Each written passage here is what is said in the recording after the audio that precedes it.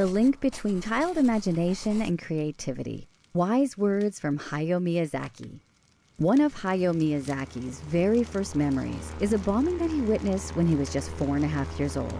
He remembers waking up in the night, seeing his city in flames, and fleeing while holding onto his father's hand.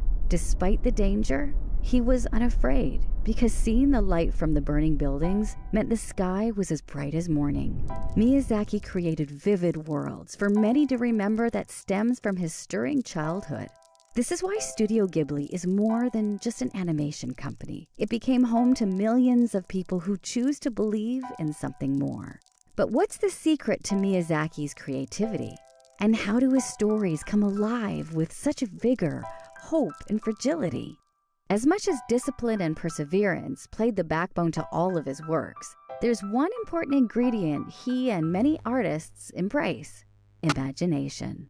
It's true, the most creative geniuses are the ones who never really grow up. The world can be a scary and dreadful place. Children are smart enough to understand that when the lights go out every night, but they are also resilient enough to stand up to those monsters. When they witness something terrible happening, they can't help but combat it with their creativity to make their sadness and fears go away. It's a curious thing how playing keeps the brain young and healthy. Miyazaki states, "The greatness of a mind is determined by the depth of its suffering." Creativity has two phases: intuition and analysis. It's not so much about finding a muse, but rather, research shows it's about exposure and experience. It's only from experiencing pain, pleasure, and everything in between that allows an individual to understand other perspectives, problem solve, and come up with new ideas. So what helps Miyazaki stay focused? One word: escapism.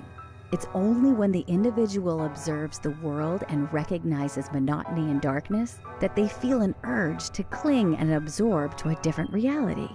Although Miyazaki lived through the terrors of World War II, he still treasured the idea of flying.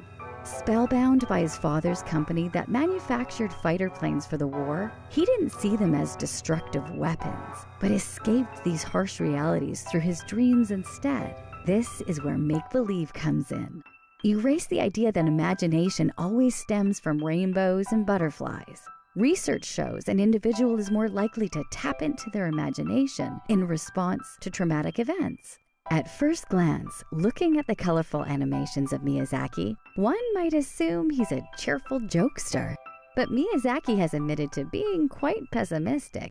Still, he wants to preserve hope in his films for kids to build the courage to face the world in all its horror. Miyazaki states, "When one of my staff has a baby, you can't help but bless them for a good future, because I can't tell that child, 'Oh, you shouldn't have come into this life.' And yet I know the world is heading in a bad direction. So with those conflicting thoughts in mind, I think about what kind of films I should be making." Portraying emotions truthfully is probably the greatest asset he has brought to his films.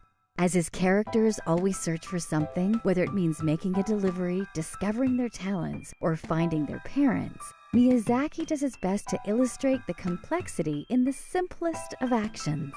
He had a talent for finding adventure within the mundane and relentlessly held onto hope despite what he grew up seeing.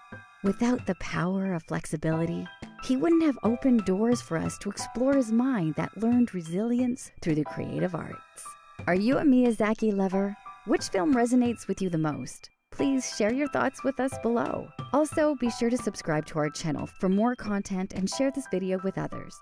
With your help, we can reach more people and provide our support. Thanks for watching.